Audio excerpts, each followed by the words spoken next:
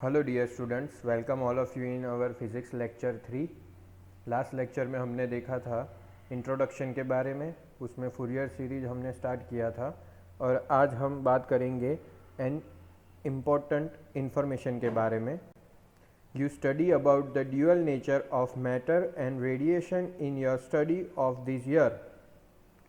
मतलब यहाँ पे हमें इस बार जो स्टडी करना है वो ड्यूअल नेचर ऑफ मैटर, मतलब दो उनके जो नेचर है मैटर के, उसके रिगार्डिंग स्टडी करना है और रेडिएशन के बारे में स्टडी करना है। Davisson and Germer have experimentally proved that the microscopic particles like electron possess the wave properties also under certain circumstances। Davisson and Germer जो थे उन्होंने एक्सपेरिमेंटली ये प्रूव कर दिया कि जो माइक्रोस्कोपिक पार्टिकल्स है लाइक इलेक्ट्रॉन, वो वेव प्रॉपर्टीज़ जो है उसके अंडर सर्टेन सर्कमस्टेंसेस पर कुछ ना कुछ मूवमेंट करते हैं। In such circumstances we have to represent the microscopic particles by a wave functions in order to know its behaviour. मतलब ऐसे सर्कमस्टेंसेस पर हमें ये रिप्रेजेंट करना है माइक्रोस्कोपिक पार्टिकल्स का कि जो वेव फंक्शंस है ऐसे टाइम पर वो कैसे बिहेवियर उसका जो होता है वो हमें यहाँ जानना है। What type of a wave function should be used to express the microscopic particles? मतलब कैसे टाइप के वेव फंक्शंस बन सकते हैं माइक्रोस्कोपिक पार्टिकल्स को एक्सप्रेस करने के लिए। Initially we may think to use a simple periodic function sin kx minus omega t for this purpose, but such a wave is spreaded over an infinite domain of x and t. In other words, at any definite time, this wave is spreaded over from x is equals to minus infinite to x is equals to plus infinite. It means that if we place any device to detect the particles anywhere between x is equals to plus infinite to x is equals to minus infinite, that device shows the presence of the particle, but the particle is localized in limited region of space. Then how can it be detected at all places at the given moment? Thus the idea of representing the particle by the simple periodic function has to be given up. Initially हमें यहाँ ये बताया गया है कि simple periodic function जो है उसे हमें साइन के एक्स माइनस ओमेगा टी हम ये पर्पस के लिए एज्यूम कर लेते हैं। तो यहाँ पे जो वेव है वो स्प्रेड होगा कैसे? तो over an infinite domain of X and T, मतलब जो इनफाइनाइट डोमेन बनेगा एक्स एंड टी का। In other words, at any definite time this wave is spreaded over from x is equals to minus infinite to x is equals to plus infinite. यहाँ पे simple हमें यही समझाया गया है कि हमारा जो पार्टिकल है वो माइनस इनफाइनाइट से लेके प्लस इनफाइनाइट के बीच में लाइज करता है, मतलब वहाँ पे रहता है। पर यहाँ पे हम जो पार्टिकल की बात कर रहे हैं वो हमें ये बताता है कि वो डिवाइस में प्रेजेंस है, तो उसे डिटेक्ट करने के लिए हमें रेंज जो रखना है वो माइनस इनफाइनाइट से प्लस इनफाइनाइट या प्लस इनफाइनाइट से माइनस इनफाइनाइट रखना है। और वो जो पार्टिकल लोकलाइज है वो लिमिटेड रीजन में ही रहेगा, मतलब प्लस इनफाइनाइट से माइनस इनफाइनाइट पूरा जो रीजन है उसे कवर नहीं करेगा, मतलब वो एक रीजन में कहीं एक जगह पर रहेगा। पर उसे हम ये प्रेजेंट करें कि वो सारी जगह पर है तो ये हो नहीं सकता। और इसके लिए हम क्या करेंगे कि उसको एक सिंपल पीरियोडिक फंक्शन पर डिपेंड करवाएंगे, और वो जो सिंपल पीरियोडिक फंक्शन है वो रिप्रेजेंट करेगा इस पार्टिकल की प्रेजेंट को, जो लिमिटेड भी है और उसके साथ साथ डिफाइनाइट भी है। However, you will learn certain definite circumstances in which it will be possible to represent the free particles of definite momentum by such function। मतलब यहाँ पे ऐसे कुछ फंक्शन रहेंगे जो हमें डिफाइनाइट मोमेंटम के लिए जो फ्री पार्टिकल है उसे रिप्रेजेंट करने के लिए पॉसिबल कर पाएंगे। कुछ सर्कमस्टेंसेस डिफाइनाइट रहेंगे उसके सर्टेन, बट हम उसे फंक्शन से रिप्रेजेंट कर सकते हैं। The above discussion shows that we must prepare such a wave whose wave-like behavior is restricted to the limited region in which the particle is present। मतलब यहाँ पे जो ऊपर हमने डिस्कशन किया उसके ऊपर से ऐसा लग रहा है कि जो वेव है उसका जो बिहेवियर है रिस्ट्रिक्टेड है लिमिटेड रीजन के लिए, और जो पार्टिकल है प्रेजेंट वो भी क्या है, तो वो लिमिटेड रीजन में ही प्रेजेंट रहेगा। It means we are interested in the wave which is localize in limited region of space.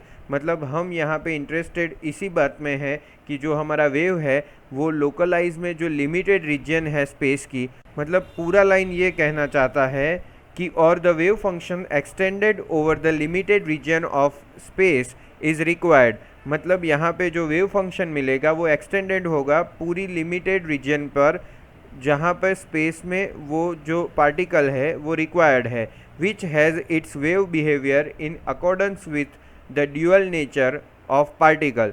पर यहाँ पे जो वेव बिहेवियर होगा पार्टिकल का अकॉर्डेंस ऑफ ड्यूअल नेचर, मतलब जो पार्टिकल का ड्यूअल नेचर है उसे समझने के लिए consider the figure 8 to understand the formation of such a wave. मतलब वेव का जो फॉर्मेशन है उसे समझने के लिए हम फिगर में देखेंगे। तो फिगर 8 हमें ये बताता है, वहाँ 0 से लेके पॉजिटिव और नेगेटिव दोनों साइड मतलब हमारा एक चार्ट दिया गया है, उसमें 0 से -a, 0 से पॉजिटिव a, 0 से नेगेटिव a, नेगेटिव a से 0 में कुछ वेव्स जो है वो प्रोपेगेट हो रहे हैं, और वो 0 से x एक्सिस पर a/2 की लेंथ पर जहाँ पे सेंटर मिडल है पोर्शन वहाँ पे 1 टर्म कंप्लीट करता है, और a/2 से लेके a तक जो सेकंड टर्म जो है वहाँ पे 4th टर्म 5th टर्म ये सारे जो टर्म्स हैं वो हमें दिखाई पड़ रहे हैं। मतलब जो हमारा वेव है वो जनरेट हो रहा है -a से +a पर उसमें जो हमारा प्रोपेगेशन है वो x एक्सिस पर है, मतलब वो 0 से a x एक्सिस पर और -a से +a y एक्सिस पर डिनोट करता है। इसमें जो फंक्शन साई x है shown in figure 8, function psi x shown in figure 8 is a localized square function. It is extended from -a to +a only in one dimensional region. It is clear that this function is not a periodic function.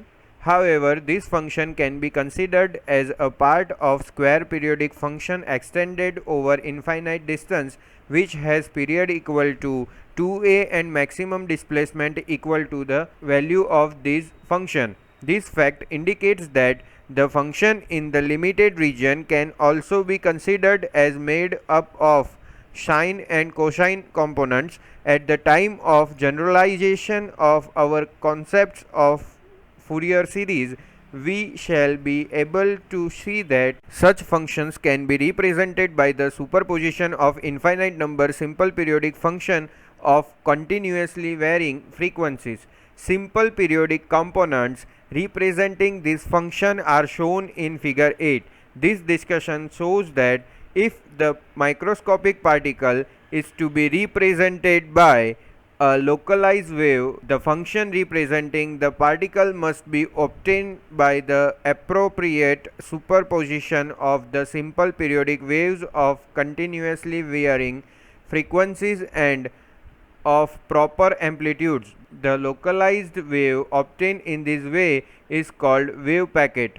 We shall see that such wave packets are accordance with de Broglie's hypothesis. Function psi x पर से जो हमारा figure 8 है वो हमें localise square function दिखा रहा है, और वो जो एक्सटेंडेड हो रहा है वो -a से +a के बीच में है, और उसमें डायमेंशनल रीजन है। यहाँ क्लियर हो रहा है कि जो फंक्शन है वो पीरियोडिक फंक्शन नहीं है, तो फंक्शन जो है उसे कंसिडर हम करेंगे स्क्वायर पीरियोडिक फंक्शन, और वो एक्सटेंड होके इनफाइनाइट डिस्टेंस तक जाता है, और उसका जो पीरियड है वो 2a, और मैक्सिमम डिस्प्लेसमेंट जो है वो भी उसका जो वैल्यू है वो फंक्शन में हमें देखने को मिलता है। दिस फैक्ट इंडिकेट्स, मतलब ये जो फैक्ट्स हैं वो इंडिकेट्स करते हैं फंक्शन जो है वो लिमिटेड रीजन के लिए है, और उसे कंसिडर किया जाता है साइन एंड कोसाइन कंपोनेंट्स के साथ, और जो टाइम जो है वो जनरलाइज फॉर्म में रहेगा। तो उसमें जो हमारे कॉन्सेप्ट है फूरियर सीरीज के वो हमें यहाँ पे बहुत ही क्लियर करने होंगे कि उसमें जो सुपरपोजिशन है इनफाइनाइट नंबर तक, वो जो है वो सिंपल पीरियोडिक फंक्शन से कंटिन्यूसली वेरी होता होता फ्रीक्वेंसी चेंज करता है।